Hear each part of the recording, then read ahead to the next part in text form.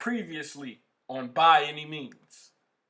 Uncle Tim found out about Malcolm being beat up by the Bill Street Gang in episode 1. He made a call and some guys shut up the park where Malcolm was jumped on. 12 people were killed. 16 people were shot that day. Uncle Tim and Officer Malone got reacquainted. There was only one person who seen the people shoot up the park that day, Ashley Matters. She told Malcolm and Malcolm told Uncle Tim. The next day she was found slain with duct tape over her mouth. By Any Means. Episode 5. The fairly new intern. All I ever wanted was 100 in. All I ever wanted was 100 in. All I ever wanted was 100 in. All I ever wanted, all I ever wanted was, all I ever wanted was 100 in. All I ever wanted was 100 in. All I ever wanted was 100 in. As if things were not already out of balance in the streets, a local drug lord paid off one of the highest judges in the court to have his papers reviewed. Once the drug lord paid for his appeal, he was released to the same streets that he once terrorized. Setting judges' chambers. Listen, son, you gotta be willing to get your hands dirty. Politics is a dirty job, son. You see, you have to be Robin Hood, not just for the hood, more like for self, if that makes any sense to you, son. So, you saying steal from the rich, but don't help the poor, help yourself, right? Exactly. Help yourself to it all. By the time they figure out what you're doing, you'll either be out of office or dead. That's if you play the game the right way. You see, the statutes of limitation are way more lenient for politicians and government officials. So you've been stealing from companies all while you've been in office? Son, I've been stealing from companies way before I was elected. In fact, I was elected because I knew a loophole in the voting process. So you telling me you rigged the elections for your seat? In layman's terms, yes. So what you're telling me is you cheated? Now, son, there's a few things you must learn before you go throwing that C word around at people. What C word? Cheat? Yes, that C word. You see, in this line of work, there are sharks who sense blood and they go after it. There are vultures who prey on the innocent. And lastly, there are people like you. You think you are innocent, but once somebody finds out what makes you tick, whatever secrets or skeletons you had in the closet, they are going to crucify you for them. The name of the game is get in and get out. Unfortunately for me, I got mixed up with some very dangerous and powerful people in my earlier days as a judge. Now they are coming back to haunt me. What kind of judge gets involved with crooked and dangerous people, Judge Daniel? Hey kid, before you go pointing your finger, you must know one thing. As much as I wanted to resign, I couldn't. Once people found out I was thinking about resigning, they started asking for favor after favor. Eventually those favors bought me another term, and then another term. It's deeper than you think, kid.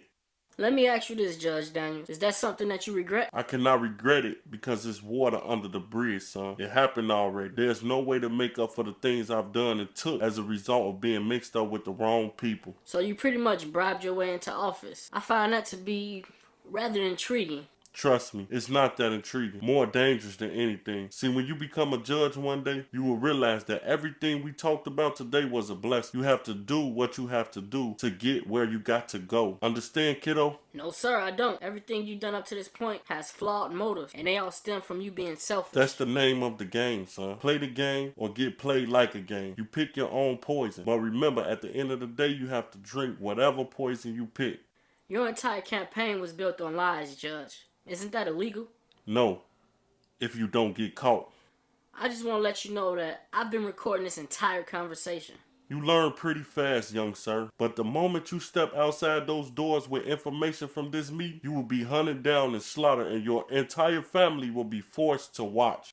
I know. He said that you'd say something like that, but whatever you do to me and my family would not be as harsh as losing my entire family. And he has them locked away with explosives attached to him. So hey, we all in a pretty bad boat today.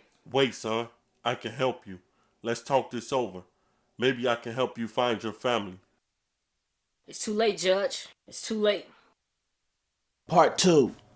Setting is inside the police headquarters. There is a police task force being formed to stop the senseless crime from taking place. Officer Malone is in charge of a unit because she has the most ties with the people in the neighborhood because she grew up there. After the meeting, the judge intern was found dead with his family. His family was not hurt, but they still had explosives tied up to them. Setting at the murder scene of the judge's intern. Officer Lennox? Detective? Isn't that the kid from the courthouse? Yeah, he must have been in some real deep shit. This is crazy. Let's go talk to the judge. Setting at the courthouse.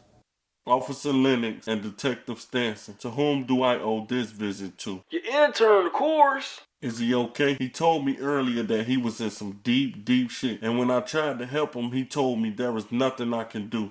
Well, he's dead, Judge. He's dead. I warned him of getting involved with people outside the courthouse, but he never listened. What you mean by that, Judge? He told me of some reporters messing around with government officials, and he asked me if he should blackmail them. I told him not to get his hands dirty because it's hard to clean blood once it's been spilled. And you told him all that, Judge? Yes. So how long's it been since you seen him? Well, he left the office a bit earlier than usual. He left right after my 9 o'clock case was finished. He told me that he had to meet with some people about his family. Oh, no. Say it ain't so. Is his family all right? They're a bit shaken up, but health-wise, they're in great condition. Some sick bastard planted C4 around their entire home, even on the kids and the dog. And then they called the police to check it out. We had to call in the bomb squad. Well, here's an extra key to his desk. It's right outside my office. Feel free to go through and investigate for as long as it takes you.